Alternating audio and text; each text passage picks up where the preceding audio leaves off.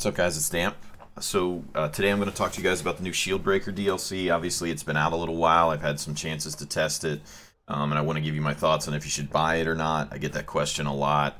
And then also talk about the two new mechanics in stealth and armor piercing and how to utilize it or how to deal with it, as I've been getting quite a few questions about those. So we'll kind of start with the Shieldbreaker DLC as a whole. So here she is. You can see her artwork is, I mean, the coloring is beautiful. Artwork's amazing, as you know it would be. I feel the character is very well balanced in comparison to a lot of the other hero classes that are out there. I don't think she's completely pay to win, best class available in the game. I don't think she's bottom of the barrel. I feel that she probably would sit somewhere within the middle. So I do feel she's pretty well balanced, and I'm going to try to not give any major spoilers to her class and how it's utilized, but I do want to touch about some of the mechanics that she does have briefly and talk through both stealth and armor piercing and what that looks like in relationship to her. So as far as she goes, I'm going to say absolutely I'd recommend it for $3.99. I do think it's a really good value to be able to get a character that obviously adds to your roster for sure. For one, to give you some more flexibility in your party.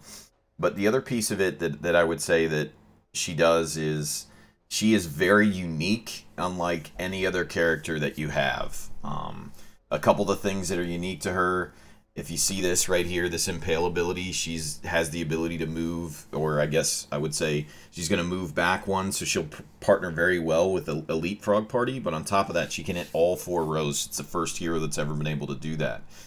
She exposes characters with stealth, which is, again, I mean, there's a few classes that can already do that, but that's one thing that's, I don't want to say it's unique to her, but it's a little bit different.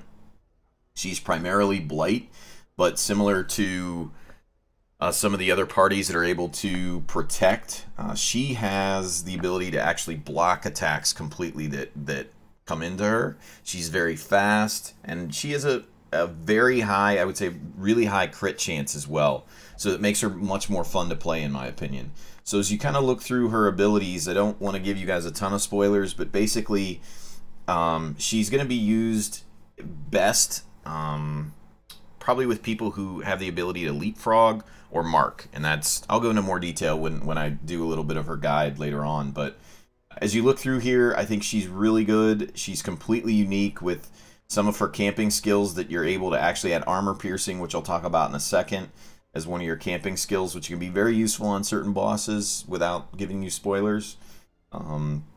She has Blight, so, you know, obviously, you know, with Blight, that works really well in the Cove, really well in the Ruins. So for those of you who are trying to grind up through the ranks, I think the Cove and the Ruins are typically two of the most user-friendly when it comes to grinding your characters up, so I think she complements that as well.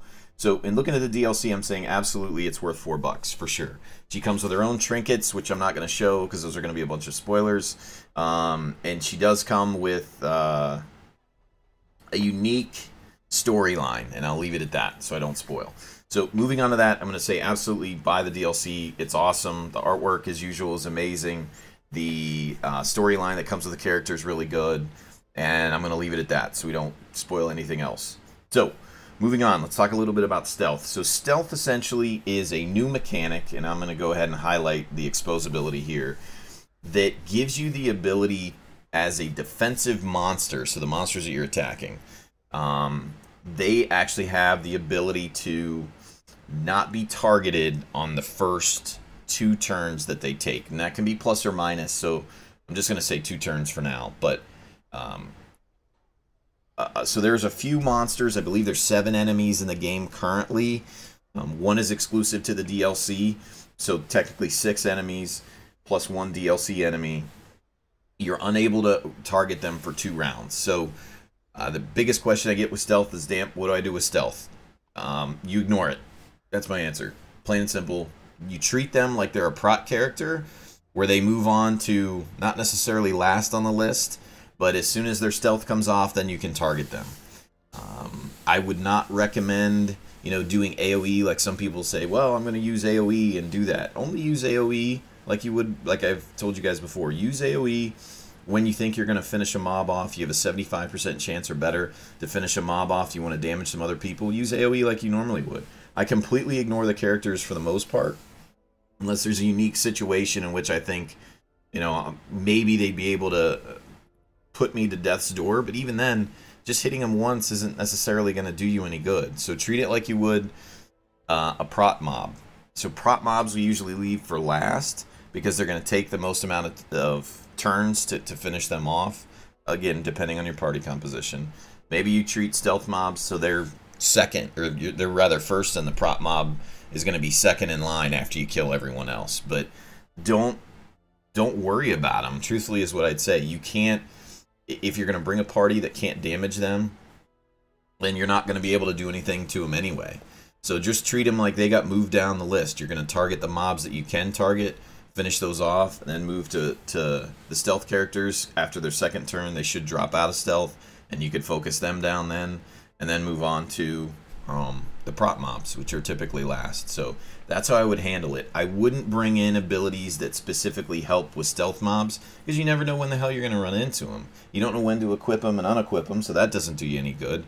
They're typically, if you use this, an ability like, you know, so I guess before we get into that, let's talk about, so the Antiquarian, the Leper, the Arbalist, the Occultist, the Highwayman, and the Shieldbreaker are all characters that have the ability of somehow, some way bypassing or de-stealthing a character.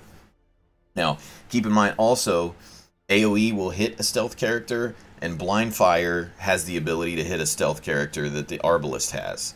So those are all abilities, or heroes rather, that you can bring to deal with stealth. But I don't think it's that big of a mechanic that you really need to worry about it for the most part. If you brought a balanced party that's able to hit every row, you really don't have to worry about it too much, personally. So that's what I would tell you with stealth. I get a lot of questions about that. The second piece of the mechanic that's been added is armor piercing. Now, armor piercing is something, I'll go ahead and highlight right here. Armor piercing is something that allows you to basically bypass prot.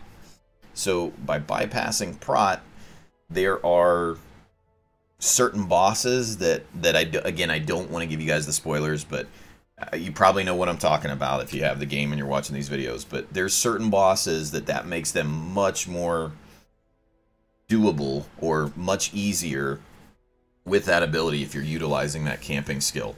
So just keep that in mind. I don't want to say that she's pay to win because of that, but it does help you significantly on certain bosses that are in the game. Now with that armor piercing, do I think it's really that good? Again, no, I think it's probably balanced. It helps on a lot of the bosses, but on most of the mobs that are prot, you're just leaving them to last anyway, and then 3 or 4 people are going to gang up, or you can use dots or other things. So yeah, so when it comes to that, I don't think armor piercing is game breaking. I don't think that it's anything that is terrible. I think it's pretty well balanced. I mean, it can help in specific situations, but you don't always have to bring it.